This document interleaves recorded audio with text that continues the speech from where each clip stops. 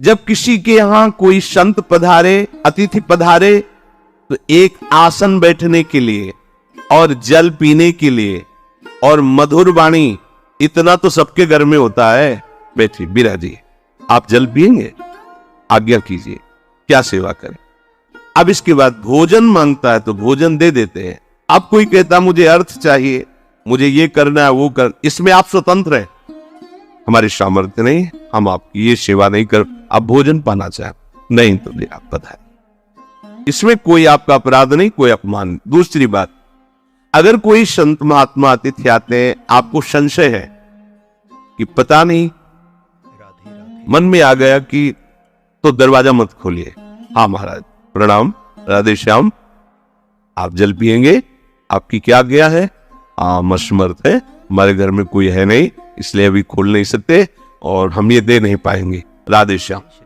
दबकाने की, अनादर करने की, या आप अंदर है ना बोलने की, ऐसी आपके दरवाजे पे आए, हाँ राधे राधे, कैसे आगमन हुआ, हम ये चाहिए, नहीं नहीं ऐसा नहीं है, हम आपको 2 रोटी दे सकते हैं, वो भी बाहर से दे सकते हैं क्योंकि हमारे घर में कोई है नहीं। ऐसा साफ बिल्कुल पवित्र व्यवहार होना चाहिए, पर अतिथि का अपमान नहीं करना चाहिए। चल भग भिखारी, ऐसा नहीं।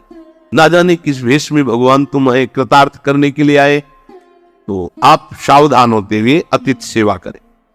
जो अपने घर आए हुए किसी साधु को या अतिथि को रोष भरी दृष्टि से देखता है, आ गया, ऐसे रोष भरी दृष्टि से देखता है, उसके सुकृत नष्ट हो जाते हैं। अतिथि का वापस जाना पुण्यों का नाश करना है।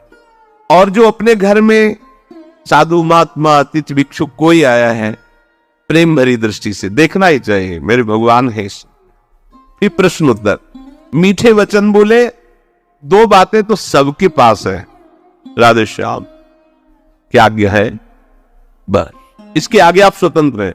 आपकी इच्छा है दीजिए, आपकी इच्छा नहीं तो आप मत दीजिए, आपकी सामर्थ्य तो दीजिए, आपकी सामर्थ्य नहीं नहीं दी, आपको लग रहा है कि नहीं देना चाहिए, मत दीजिए, लेकिन मृदु वचन बोले, नहीं हमारी सामर्थ्य नहीं, या हमारे अंदर प्रेरणा नहीं हो रही, हम नहीं दे सकते आपको, आप पधारिए, बस मृदु वचन। इसके बाद वो कुछ बोलता रहे, आपसे कोई मतलब नहीं।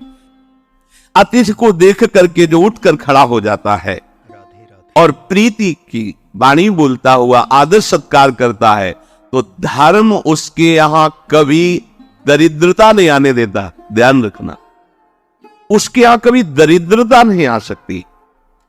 जो केवल अपने लिए अन्न पकाता है, ना तो किसी देवता को अर्पित करता है, ना प्रभु को भोग लगाता है, ना अतिथि को, तो वो विधि पूर्वक हिंसा करने वाले को जो गति मिलती है उसको गति मिलती है।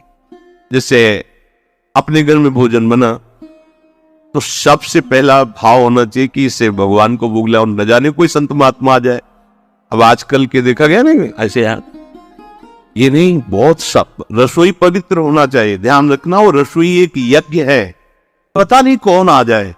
और एक बार जो घर का मालिक है या घर का मुखिया है, उसको एक बार दरवाजे पे जाना चाहिए भोजन पाने के पहले, देखना चाहिए कोई गाय, कोई कुत्ता आया, कोई संत महात्मा आया, कोई अतिथि, तो ऐसा नहीं देख के फिर प्रणाम कर। ये पद्धति है, इससे कभी दरिद्रता नहीं आएगी।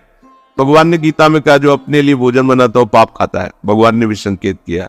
तो देखो हम सब भगवान की सृष्टि में इतना तो करो ही, जो भोग बन रहा है वो पहले प्रभु के सामने, बहुत जल्दी है तो दिखाई दो ना, ये तो है पवाने की तो श्रद्धा नहीं, पर देख तो लो महाराज, दृष्टि भोग लगा लो, ऐसे दिखा दिया अपना पाओ जाके, इतने में ही राजी हो जाएंगे हमारे प्रभु।